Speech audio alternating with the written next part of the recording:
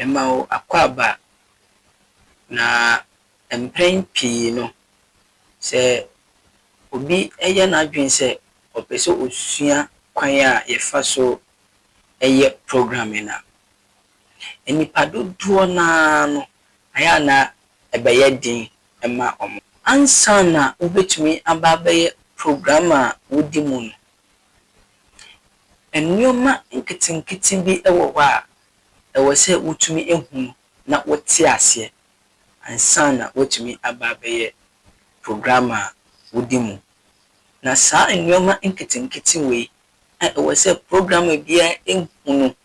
na wote ase eno na yeba abehwe ewo saa ye introduction to computer programming yemu na yebebo ye homodin afa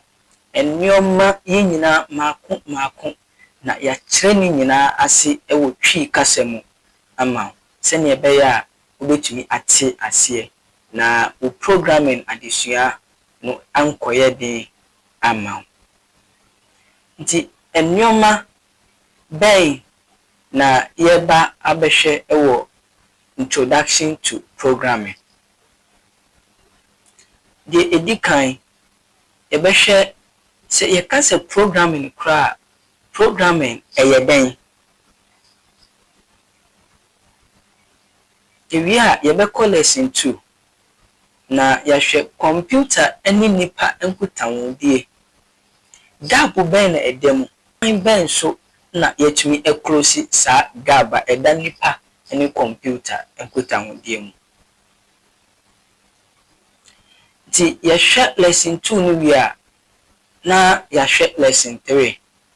3 no yebehwe bibia yefrɛ no data types data ahodoɔ a yedidi dwuma ewo programming mu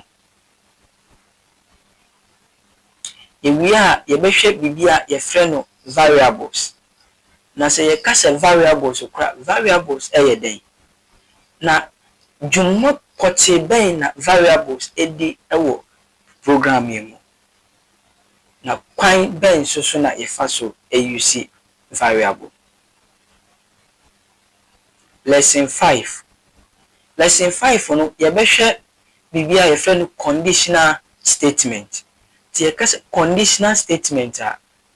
statement kra eyeden na dwuma ben na eno so edi ewo programming mu na kwan ben so na yefa so use conditional statement ewia yebeda na yani ahwe lesson 6 bibia yefrɛ no arrays ti yekasa arrays kra eyeden na nso dwuma ben na edi ewo programming mu ene kwan a yebefa so use array ewo programming mu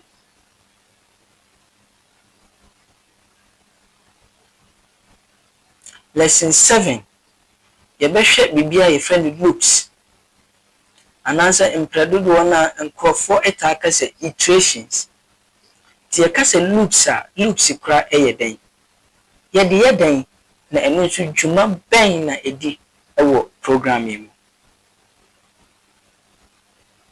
lesson 8 yebekasa afa bibia yefrɛ no functions ti yekasa functions eyeden ewia na ahwe lesson 9 no yebekasa afa kwan ben so na yefa so create yankasa ye function na dwuma ben na function edi ewo programming ewia yebehwe lesson 10 eno so ehuhia yie pa ewo se programmer bia etumi eti ase na otumi use ni yie eno ne bibia yefrɛ no algorithm ti ewia yebehwe yekasa algorithm kra eyeden na no so eden na yede ye ene kwan a yefa so develop algorithm ewia yebehwe lesson 11 bibia yefrɛ no flow chart eyeden na eno so yeden kwan ben so na flow chart efa so eboa programmer ewo ne dwumadie mu we are near lesson 12 ebe last lesson eno no ye beka safa bibia e friend prototype se ye ka se prototype a den na kwan ben so na sa prototype we so eno so efa so eboa programmer ewo ne dwumadie mu sa course we a ye developing hwan mu na yen target audience ana hwan mu na sa course we ebeboa won pa di kan ye develop sa course we ediama JHS student na nsen ye kan basic 7 basic 8 and basic 9 ana se JHS 1 JHS 2 and JHS 3 na die naka any GES aye any say new curriculum na omode abano omode ahyem say e wose sa enkwalaye omo JHS 1 JHS 2 JHS 3 ana basic 7 basic 8 and basic 9 e wose omotumi sua programming na programming na omo besua no omo besua programming languages ahodo bebre ti ye lesson mu ne be programming language ye kasa programming language den nti se me kasa programming language si a mama no how ti omo be sua programming language e bi ti se Python omo be sua bibi e ti se Java omo be sua bibi e ti se JavaScript omo be sua programming language e frɛ no C omo be sua bibi a e frɛ no C++ nti omo nyina programming language e na me bebo ne sa no the senior ebeya enya din ema uba no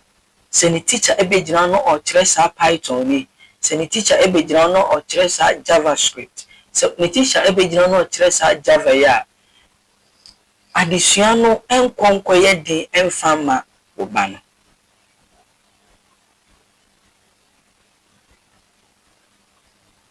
ewia yewo obi so ho opeso osua programming no only programming hu nimdie bia sankrofo ne from absolute beginner nti sa course we so eyema obi a onim programming hu bibia anaso onsua programming hu bibia no opese okọ programming mu na your last target audience a ye be kan wasem ye obi so ho ono no owo programming knowledge no dada na mom enioma nketinketi bi wo a na wire afi ndi sankrofo we so betumi yi sa course we e di akakai enioma bi a omosua dada won wire afri me a me de sa course we ebrewe me ye hwan ye frame Samuel Ando Botwe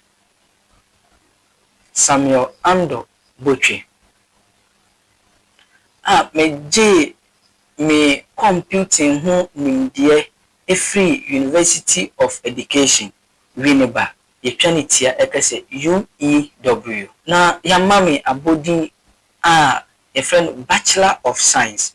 Information and Communication Technology ansana me kwakwaji entity ewo Winneba no na medin kan akwakwaji entity ewo Ghana Institute of Management and Public Administration a yetwanitia ekase GIMPA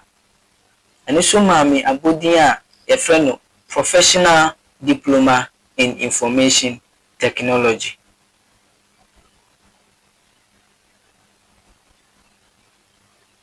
me a web and mobile software developer in this open website edi jumebi metumi aboa a create website a nebo enye de na eye genuine na eye authentic ama this bia open mobile app bi edi arane u business open mobile app bi edi ujumebi se we school we hospital na open sa app no edi arane u company metumi create ebi de amount eno so no bo ewo form kra na mesanso ye cyber security expert.